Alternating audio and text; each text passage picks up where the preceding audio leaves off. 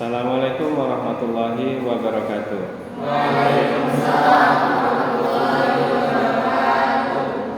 Baiklah, sebelum kita mulai perkuliahan hari ini, alangkah baiknya kita mulai dengan mengucapkan bismillah.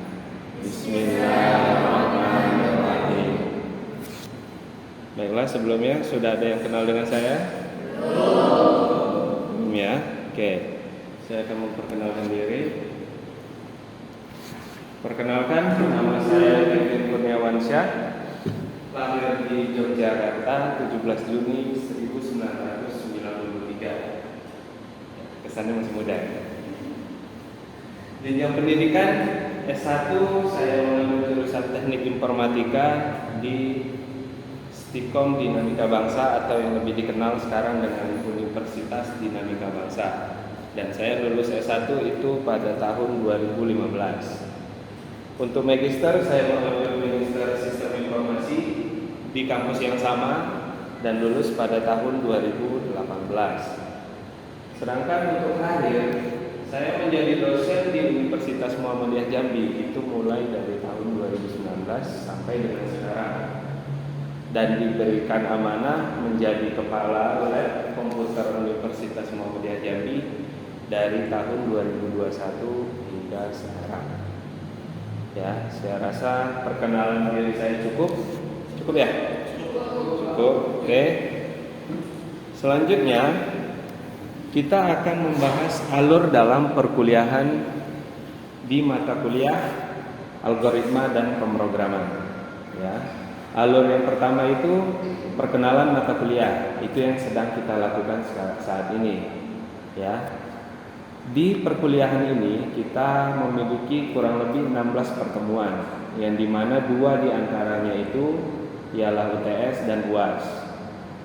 Dan juga bentuk dari perkuliahan kita ke depannya itu ada 2 bentuk.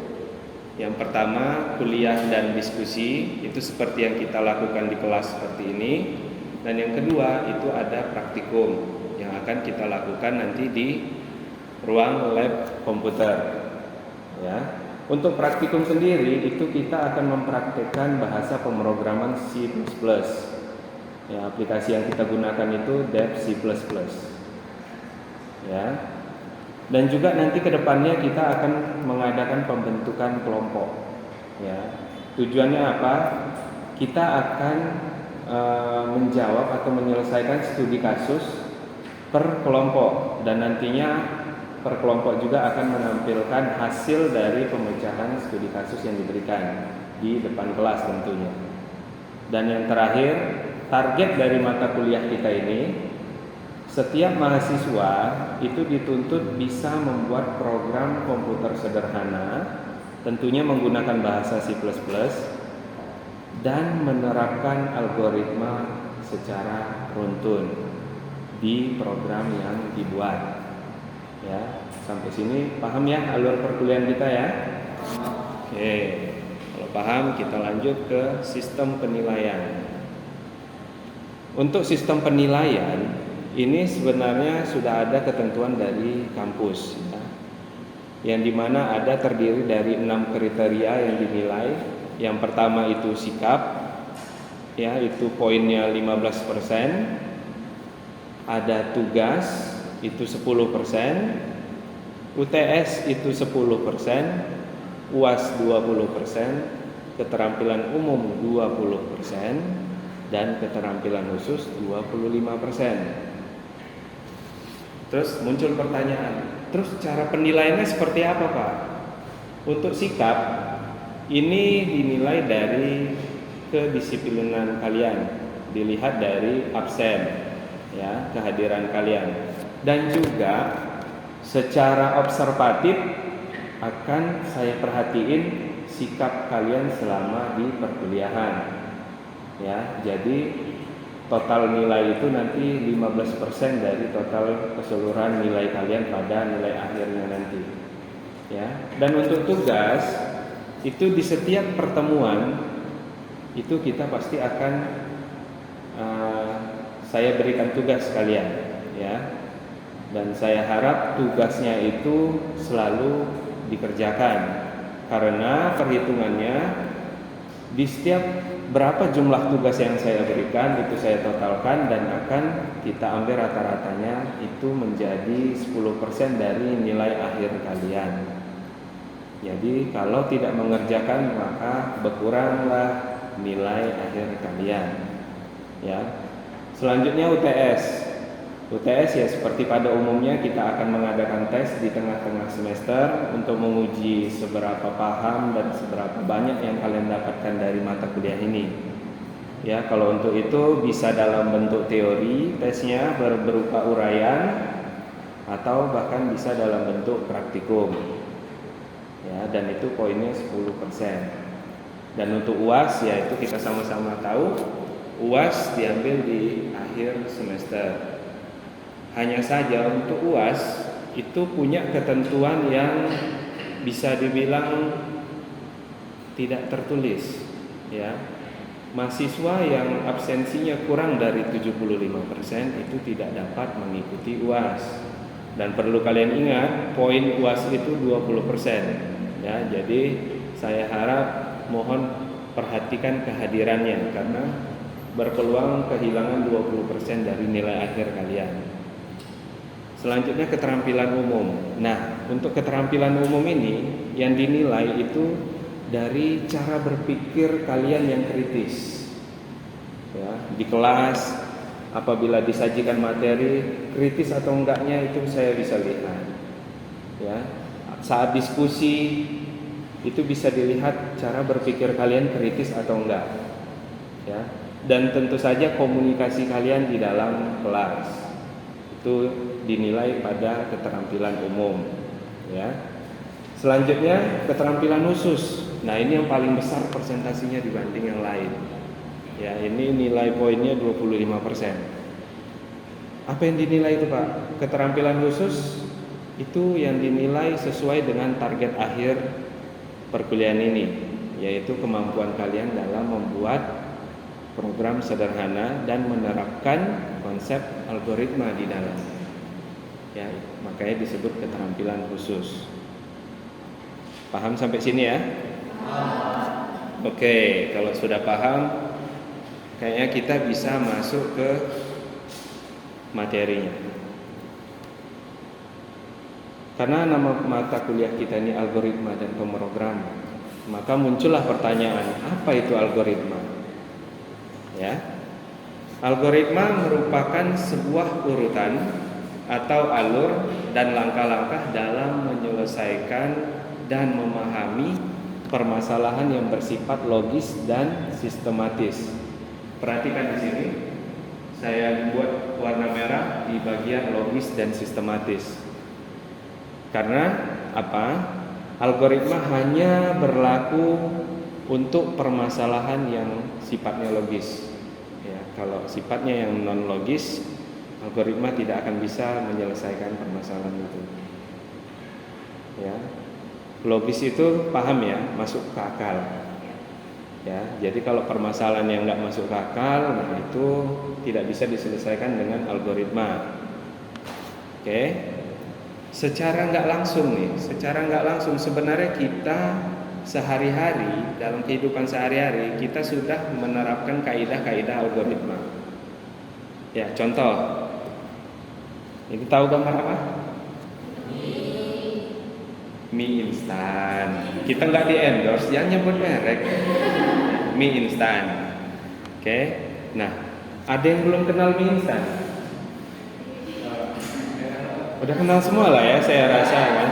Nah, di sini siapa yang belum pernah membuat mie instan sendiri? Nah, saya rasa udah semua kan. Nah, coba kalian perhatikan. Di belakang bungkus mie instan itu ada tata cara penyajian, ya kan? Nah, tata cara penyajian inilah yang disebut algoritma. Karena di dalamnya ada urutan-urutan langkah dalam menyajikan mie instan tadi. Dan apabila langkah yang dilakukan tidak logis, contoh nih, seharusnya langkah pertama kita masak mie-nya di dalam air yang mendidih, benar? Benar ya? Nah, tahu-tahu bukan itu yang kita lakukan pertama, tapi langsung mencampurkan bumbu dengan mie. Baru kalian masak di dalam air yang mendidih. Hasilnya apa? Nggak ada rasa. Karena apa? Ya bumbunya terbuang. Kan kita bakal buang air yang mendidih tadi kan. Nah seperti itu. Algoritma juga seperti itu. Alurnya harus bersifat logis. Kalau nggak logis, hasilnya juga nggak logis. Ya. Nah ini contoh algoritma atau penerapan algoritma yang terjadi di kehidupan sehari-hari. Dan masih banyak lagi contoh lainnya.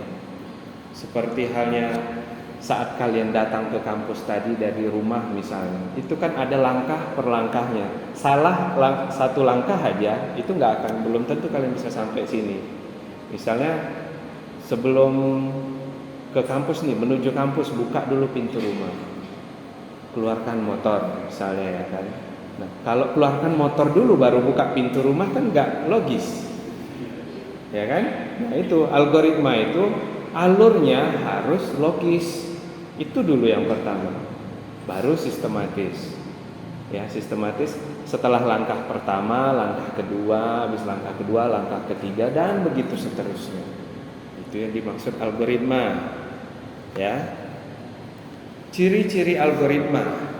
Nah, algoritma itu cuma punya beberapa ciri-ciri. Yang pertama itu kepastian. Ya, bukannya cewek-cewek aja nih yang butuh kepastian, algoritma juga butuh kepastian. Ya, kenapa di algoritma itu ada kepastian?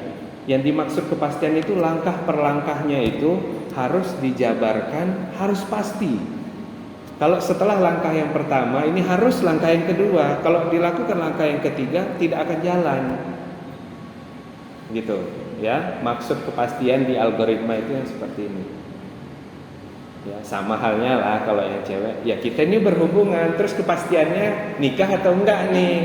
Kalau enggak ya nggak usah lanjut. Nah seperti itulah algoritma juga seperti itu. Setelah langkah pertama ini harusnya langkah kedua. Kalau enggak langkah kedua ya nggak bisa lanjut. Nah seperti itu. Ya. Ciri yang kedua itu ada batasan. Ya, batasan sini digunakan untuk mengukur algoritma itu kapan berakhirnya. Ya, ya ini bedanya. Kalau tadi, kalau cewek kan butuh kepastian, udah dapat kepastian yaitu selamanya. Kalau algoritma enggak. Ya, ada batasan-batasan yang ditetapkan. Tujuannya apa? Karena algoritma nggak bisa berjalan terus menerus. Harus ada titik akhir yang menyatakan kalau sudah menyentuh batas itu, ya alurnya sudah menyentuh batas itu, maka algoritmanya sudah selesai. Maka harus kita buat batasan. Kalau enggak algoritmanya tidak akan pernah selesai. Ya, selanjutnya yaitu efektif. Efektif di sini instruksi yang dijalankan itu harus bersifat efektif. Jangan bertele-tele seperti itu. Ya, contoh tadi mie instan nih. Ya udah, begitu di tata cara penyajiannya kan nggak ada, buka dulu bungkusnya. Katanya kan nggak perlu kayak gitu kan. Langsung aja masukkan mie ke dalam air yang sedang mendidih. Seperti itu, to the point. Ya, untuk cowok-cowok to the point aja. Ya, karena cewek itu suka to the point. Oke. Ciri yang selanjutnya yaitu pasti ada masukan. Yang namanya algoritma harus ada input. Dan selanjutnya kalau ada input berarti harus ada outputnya. Ya, paham? Paham. Selanjutnya ada 3 struktur dalam algoritma. Yang pertama runtunan. Runtunan itu berarti yang saya bilang tadi, setiap instruksi itu harus berurutan, tidak boleh keluar dari urutannya. Ya. Struktur yang kedua itu pemilihan. Jadi pemilihan instruksi akan dijalankan apabila persyaratan di instruksi itu sudah terpenuhi. Ya, baru kita bisa lanjut ke instruksi selanjutnya. Apabila tidak terpenuhi, maka algoritmanya berhenti sampai di situ, tidak bisa meneruskan perjalanan lagi. Ya.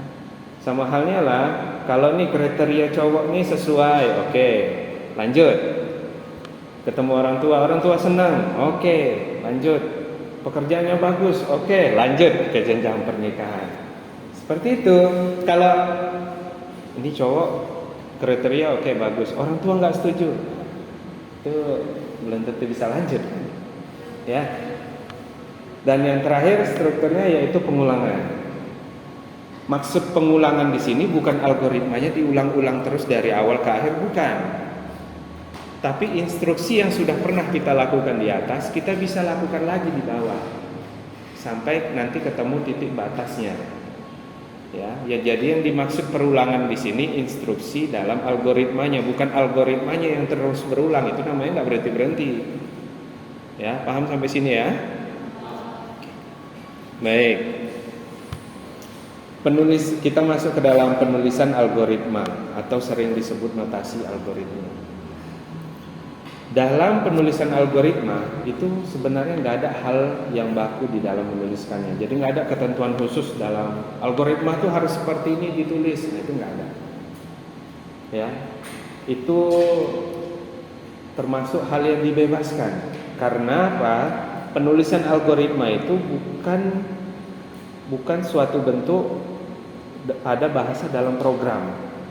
Ya, kalau bahasa pemrograman itu ada bahasanya sendiri. Jadi harus menggunakan bahasa itu sendiri. Kalau algoritma ini terlepas dari itu. Ya. Jadi algoritma ini bebas cara penyampaiannya, tidak mempunyai struktur baku tertentu.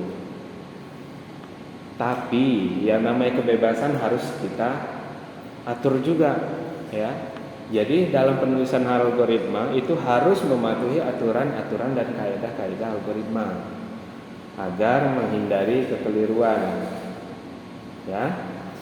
Nah, ada beberapa notasi yang saya rasa cukup sering digunakan khususnya di dalam kita orang IT, ya. Tapi sebelum kita bahas 3 ini, ada yang mau bertanya dulu? Ya, baik. Siapa namanya? Indah. Ya, apa yang mau ditanyakan Indah?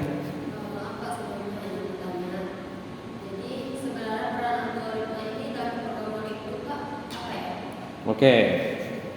Mungkin Indah ini berpikir gini, dari tadi bahasnya algoritma inilah, cirinya inilah, padahal judulnya algoritma dan pemrograman. Jadi peran algoritma dalam pemrograman ini apa? Gitu kan Indah ya? Pertanyaannya oke. Pertanyaan yang luar biasa itu. Jadi gini, algoritma dan pemrograman itu saling berkaitan erat, ya. Nah, posisi algoritma itu seperti pengertiannya tadi, ya. Tujuan algoritma itu kan untuk menyelesaikan dan mengetahui permasalahan, ya. Contoh, kita dalam membuat program itu harus tahu dulu permasalahannya apa. Udah? Untuk mengetahuinya itulah butuh yang namanya algoritma.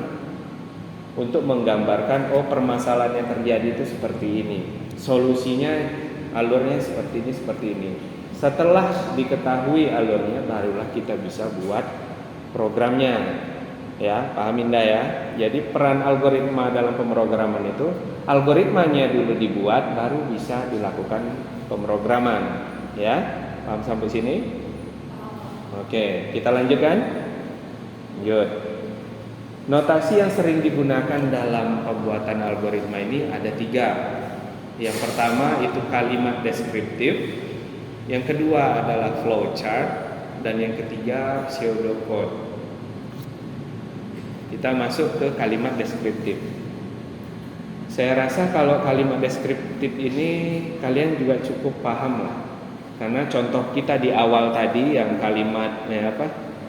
Tata cara menyajikan mie instan tadi itu termasuk algoritma yang dituliskan menggunakan notasi kalimat deskriptif.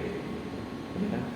Jadi algoritmanya itu ditulis menggunakan bahasa sehari-hari sehingga mudah dipahami. Ya, kan begitu kalian balik tuh bungkusnya mie instan, kalian baca tata cara penyajiannya langsung paham kan? Ya kan? Atau berpikir lagi ini tutup codingnya di mana, kan nggak kayak gitu kan? Ya kan langsung ini bahasa sehari-hari nih. Masak mie, masukkan ke dalam air yang mendidih, kan itu bahasa yang kita gunakan sehari-hari. Nah, itu contoh dari kalimat deskriptif, ya, notasi kalimat deskriptif. Akan tetapi, ya, kelebihannya kan mudah dibuatnya. Nih, algoritma menggunakan kalimat deskriptif. Saya rasa semuanya bisa. Kalau misalnya saya suruh sekarang, coba dibuat alur kalian tadi dari rumah sampai ke kampus. Saya rasa semuanya bisa bercerita dalam bahasa sehari-hari, ya kan?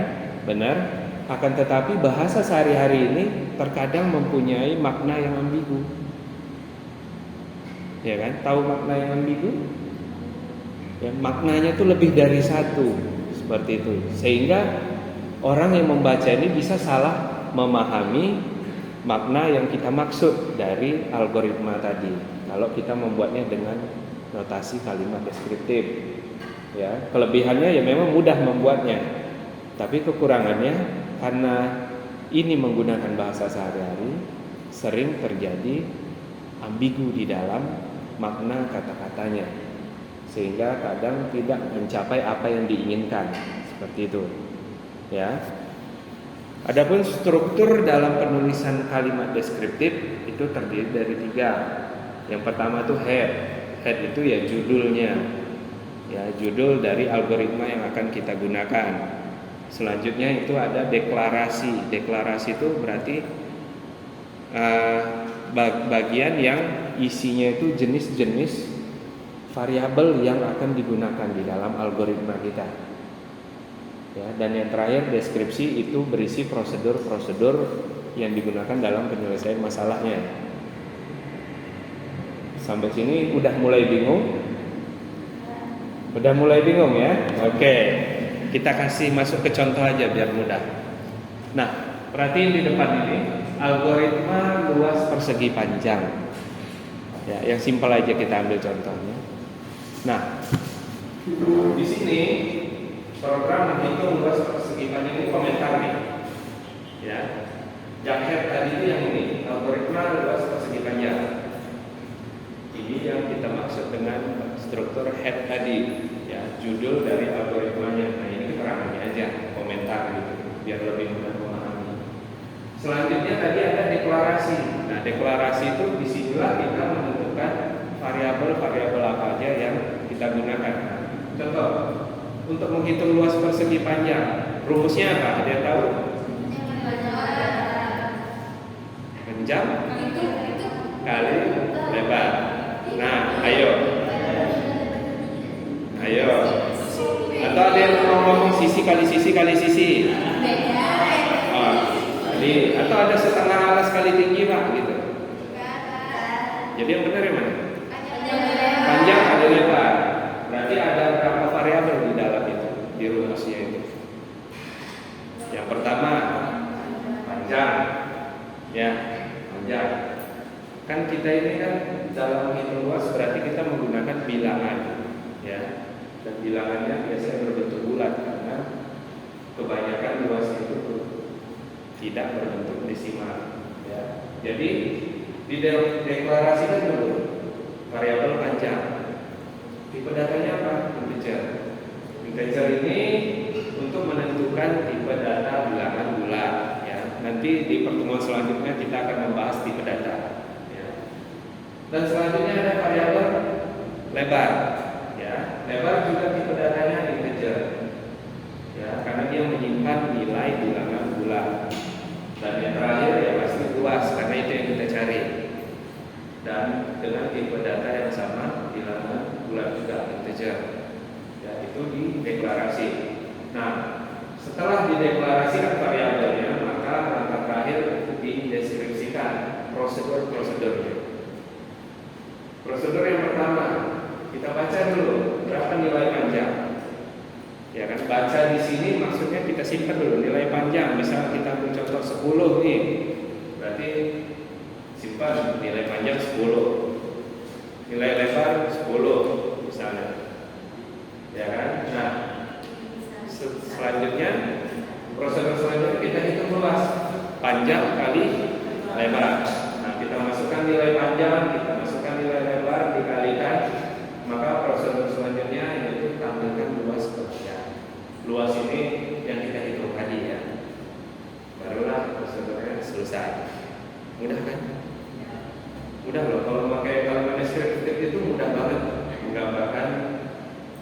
seperti itu. Ya. Kalau masalahnya sesimpel ini, ya kan? Kalau permasalahan yang rumit yang membutuhkan banyak kata-kata di dalamnya, itu yang akan memunculkan itu kata-kata memang agak asing di kehidupan kita ya, ambiguitas.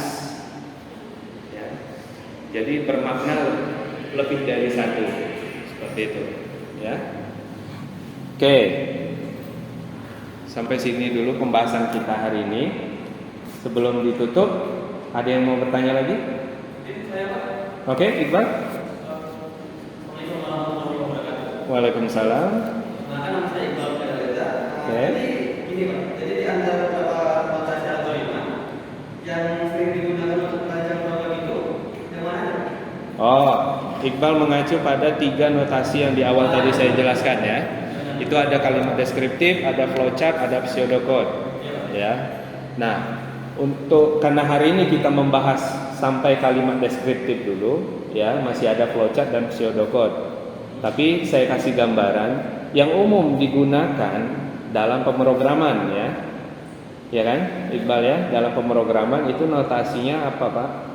Itu sebenarnya notasi yang umum digunakan adalah flowchart dan pseudocode. Ya, minggu depan akan kita bahas karena flowchart itu gambaran sekilas saja. Flowchart itu kita menggambarkan menggunakan simbol-simbol. Ya, sedangkan pseudocode itu dia mendekati bahasa pemrograman. Ya, dia sama mirip dengan kalimat deskriptif, hanya saja dia punya format yang mirip dengan bahasa pemrograman sehingga lebih mudah bagi seorang programmer mengaplikasikannya ke dalam bahasa pemrograman. Itu Iqbal ya. Jadi yang umum digunakan oleh programmer ini itu adalah flowchart dan pseudocode. Oke, ya. Cukup ya?